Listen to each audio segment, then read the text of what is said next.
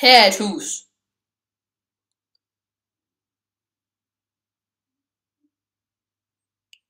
Det ligger tæt ud til en sø.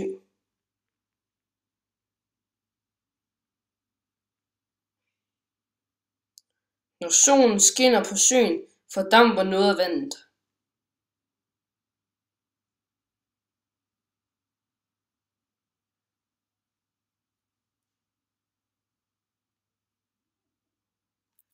Det ryger op til himmels og bliver til en sky. Skyen svæver opad og ind til land. Så bliver den mørkere og tungere.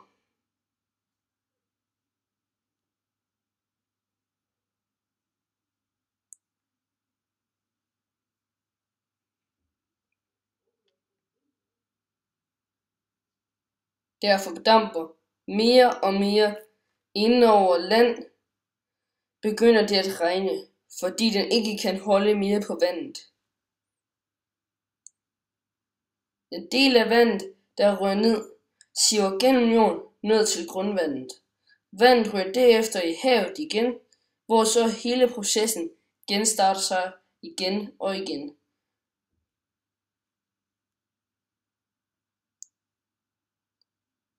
Vandets kredsløb.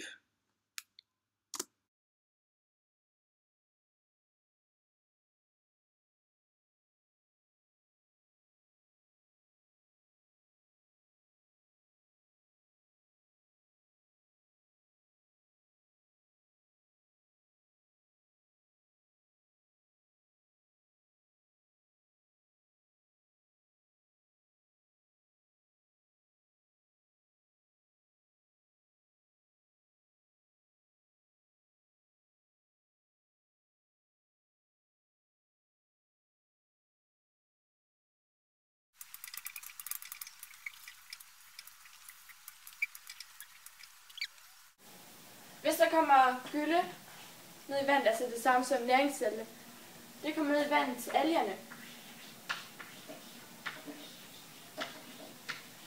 Så får det algerne til at vokse.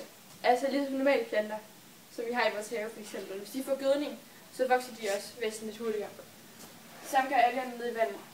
De bliver større, og de bliver mere tætte, og ja. Det gør så, at sigtbarheden den bliver dårligere.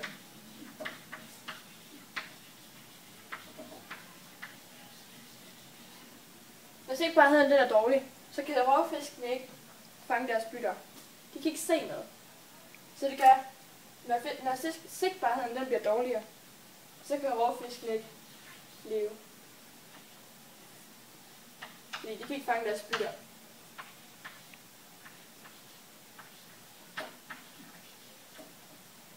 Når der ikke er så mange rovfisk, så er der ikke nogen til at spise fredfiskene. Og når der ikke er nogen til at spise fredfiskene, så kommer der jo mange af dem.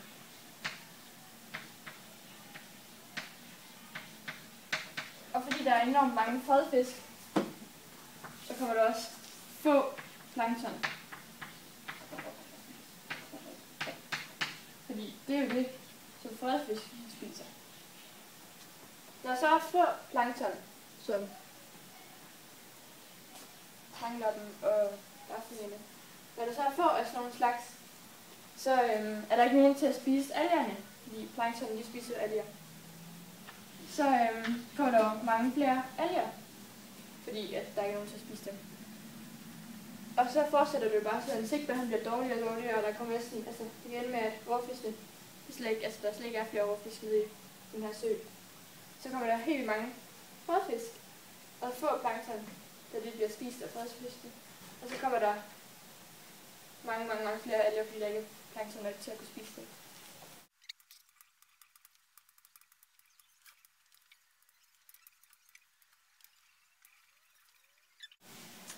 Så skal vi så have denne her onde cirkel til at blive den gode cirkel, og det gør man så ved at fjerne mange fredfisk,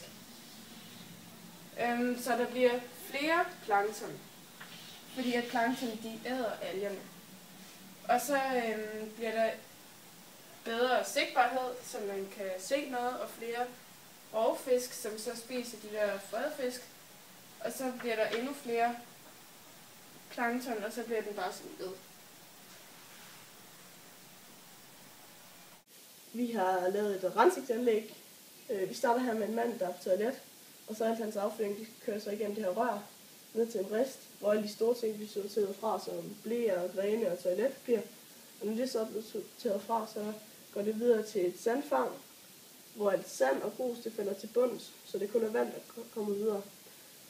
Og så kommer vi hen hertil, hvor der så bliver tilsat jernsulfat og nogle mikroorganismer.